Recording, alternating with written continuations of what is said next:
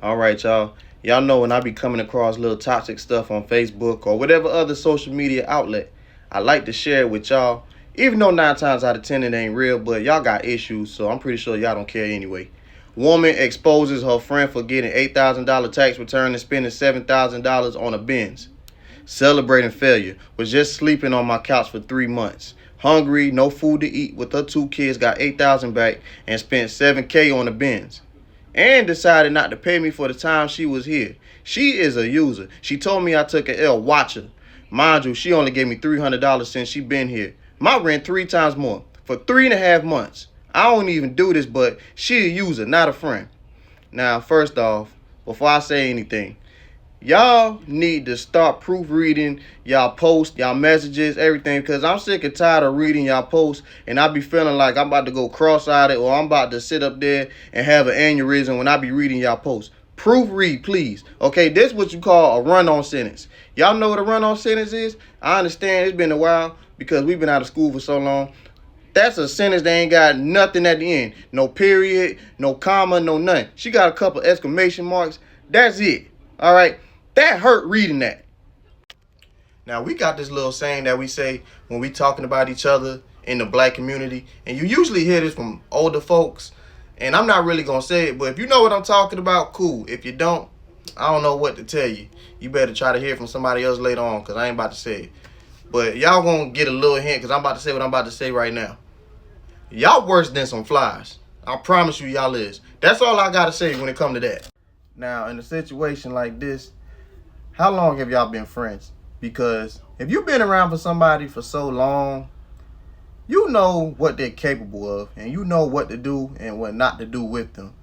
And you pretty much got to use common sense, your better judgment, everything. All that counts.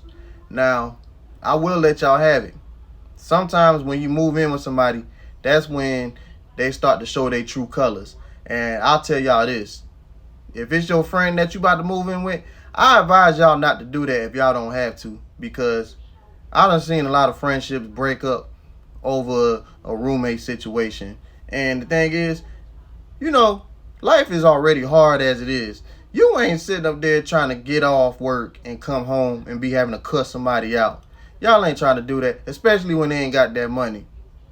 Now, when it comes to being roommates, all that friendship stuff go out the window, especially when it comes to paying rent on time or cleaning up behind yourself.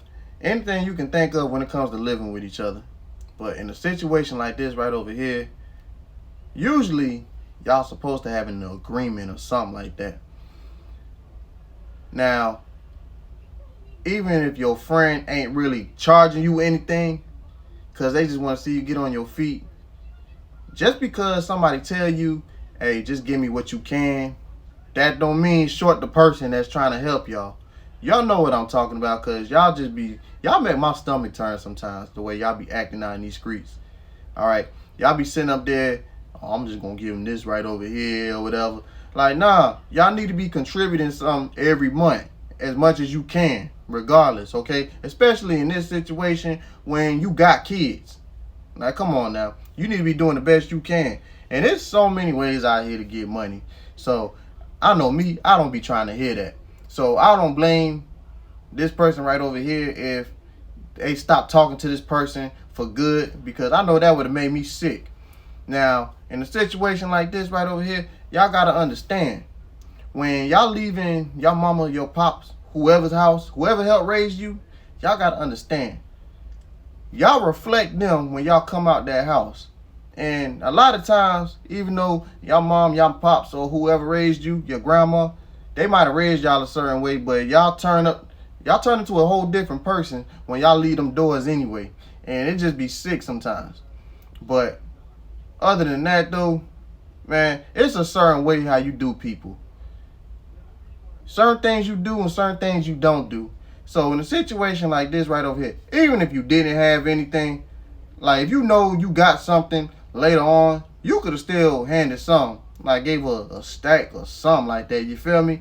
You gonna sit up there and ball out on a Mercedes. Like I said, I understand this might not be real. I hope it ain't real, because that's just flat out ignorant anyway. But if you're going to do that, just for you to return that Mercedes, for that Mercedes to break down because you can't take care of the other expenses like maintenance and stuff like that, come on now. Because one thing for me, I can't stand when I see people keep making the same mistakes later on down the line.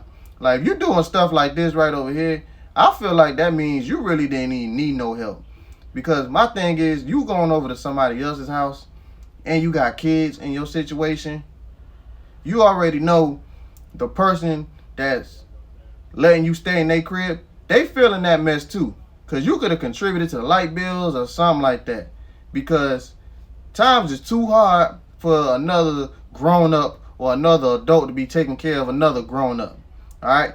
And like I said, I know if I was in a situation like that, you know, I wouldn't have liked it at all. And another thing, y'all got to be careful when y'all letting these friends stay with y'all, because they be thinking just because y'all friends, you know, they can be a little lenient with you and stuff like that, or you going to be lenient. And sometimes you got to still hound them down for that money, even though y'all might have had an agreement and stuff like that. But y'all got to be careful, because I feel like when friends try to take advantage of other friends, I feel like that friend don't really have respect for you. And you already know what time it is once you realize that. Y'all just got to go y'all separate ways. Now, I can't really tell y'all what to do with y'all money. But during tax season, it's so many of y'all that sit up there and get a large amount of money like this right over here. Men and women. I usually see a lot of women getting this large amount of money right over here. But y'all be sitting up there messing up y'all money in a short amount of time and don't got nothing to show for it. And the crazy thing about it is, y'all will turn around and do the same thing again the next year. Or y'all sit up there and turn around and do stuff like this, and then later on down the line, I don't be knowing what be happening to them cars. They either done got repoed, or y'all had to give it back, or something. I don't know. But my thing is, because it's alright to trick on yourself. We human at the end of the day. You gonna want nice things. It's certain things that you gonna want. Yeah, get some for the house. Get some for the kids. Get some for yourself. But don't spend all that money at once. Save some of that money for like a rainy day, because you know you're going to run into hard times again, especially if you was doing the same thing you was doing the year before. I'm just saying, why don't y'all prepare yourselves? Look to the future. Don't spend all that money at once. I don't know about y'all, but for me, I hate being broke. So I can't sleep fine at night if I know I'm broke. But a lot of y'all be just sitting fine with it, don't even care, don't even try to fix the situation or nothing. But all I'm saying is, look to the future, especially like if you got kids. Save some of that money for a rainy day. Other than that though, like I said before, watch out for them friends that will take advantage of you and don't even have no problems taking advantage of you. I feel like in a situation like this, you got people out there, because I done seen this before, they'll act broke around you, but really they'll have more money than what you think they have and be balling out when you ain't around.